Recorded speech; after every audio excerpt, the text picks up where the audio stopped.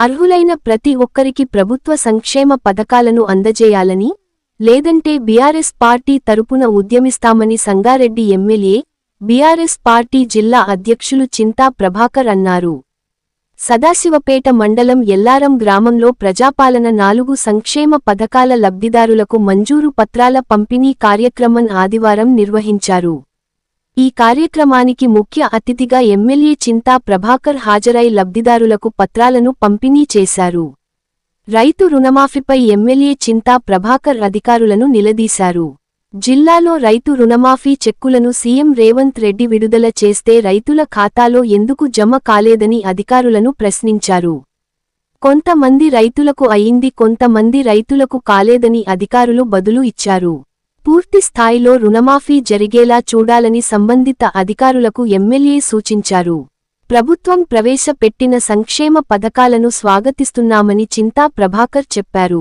Ration కార్డులు, ఇందిరమ్మ ఇండ్లు, రైతు భరోసా, ఇందిరమ్మ ఆత్మీయ భరోసా పథకాలకు లబ్ధిదారుల ఎంపిక పారదర్శకంగా ఉండాలని అన్నారు.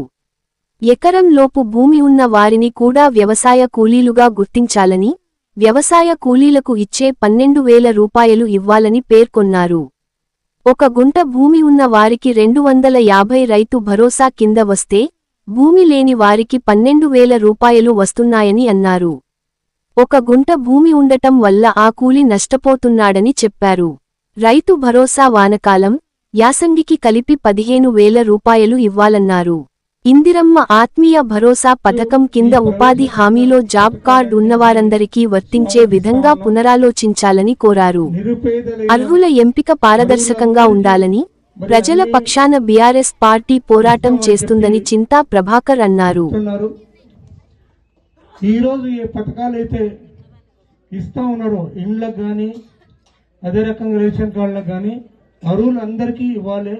అర్హులైన నిరుపేదలందరికీ వచ్చేటట్టుగా చూడాలి. మరి ఆ రకంగా బీఆర్ఎస్ పార్టీ కూడా పేదలకు అండగా ఉండి పేదల పక్షాన రాని వాళ్ళ గురించి మాత్రం మేము నిరసన కానీ ఉద్యమాలు కానీ చేయటం తప్పదు. మరి ఆ రకంగా అందరికీ ఇస్తే బాగుంటుంది. విడతల వారిగా అయినా సరే అందరికీ ఇస్తామనే హామీని వాళ్ళకి ఇవ్వాలి. మరి లేని వాళ్ళని కూడా గుర్తించాలి. ఇక్కడ వృత్తి ఒకడు ఉన్నాడు, వ్యవసాయదారుడు, వ్యవసాయ పక్షపాతి. మరి ఆయన రైతులకు సంబంధించిన విషయంలో వారికి అన్ని విషయాలు తెలుసు.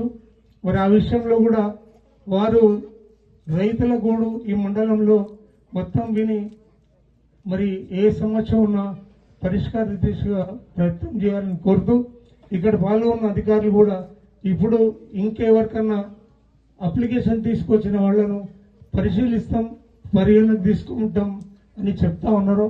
అది తొందరగా చేయాలని చెప్పి మనందరినీ కోరుకుంటూ, ఈరోజు లబ్ధి పొందుతున్న వాళ్ళకి హృదయపూర్వకంగా శుభాకాంక్షలు తెలియజేస్తూ సెలవు.